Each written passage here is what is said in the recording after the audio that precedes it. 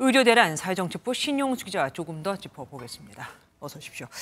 정부가 대한의사협회를 공정위에 신고했습니다.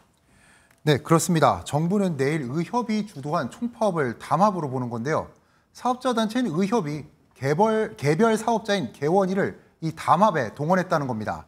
공정위는 집단 휴진 상황을 분석해 적극 대응하겠다고 밝혔는데 유죄로 인정되면 주도자에겐 3년 이하 징역 등이 내려질 수 있습니다.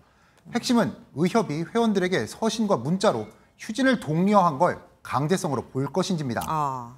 특히 이면택 의협 회장이 휴진 불참 의사를 비난하고 휴진을 독려하는 발언을 지속한 만큼 총파업에 대한 책임을 피하기 어렵다는 분석도 나옵니다. 병원 문을 대놓고 닫자니 동네 사람들한테 인심을 잃을 것 같고 그래서 편법 휴진을 준비하는 개원일도 있다고 들었습니다.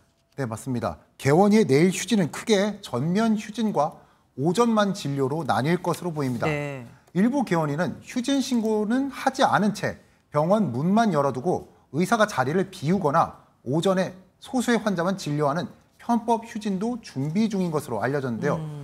이런 식으로 해서 실제 휴진율이 기존 집계된 4%보다 높아질 수 있다는 우려도 있습니다. 뭐 이런 말도 있더라고요. 병원 문만 열어놓고 의사는 사라지면 된다. 이런 뭐 동료 아닌 동료까지 있었습니다. 대학병원 교수도 점점 휴진에 참여하는 추세더라고요.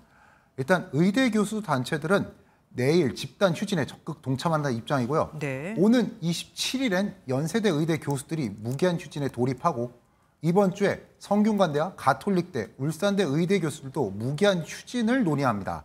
최악의 경우 빅5병원 모두 무기한 휴진하는 초유의 사태가 벌어질 수 있는데 정부가 의대 교수들에게도 진료 명령을 발동할지 지켜볼 필요가 있습니다.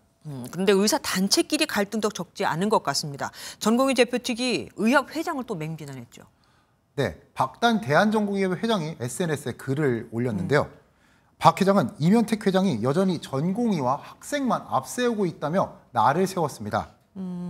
의협은 전공의 행정처분 철회를 요구했잖아요. 그런데 전공의들이 왜 이렇게 부정적인 겁니까? 과거 몇 차례 의사파업 때 생긴 의협에 대한 불신이 축적된 건데요. 특히 의협이 제시한 휴진 철회 3대 요구안에 대해서도 부정적인 상황입니다. 알겠습니다. 기본적으로 의대 정원이나 패키지는 백제화시키기를 바라니까 여기 백제화부터 시작하고 이제 뭐 다시 뭘 하든가 해야 하는데 그냥 이제 약간 뭐 수정 보완 약간 그런 식으로 말을 하니까 반감을.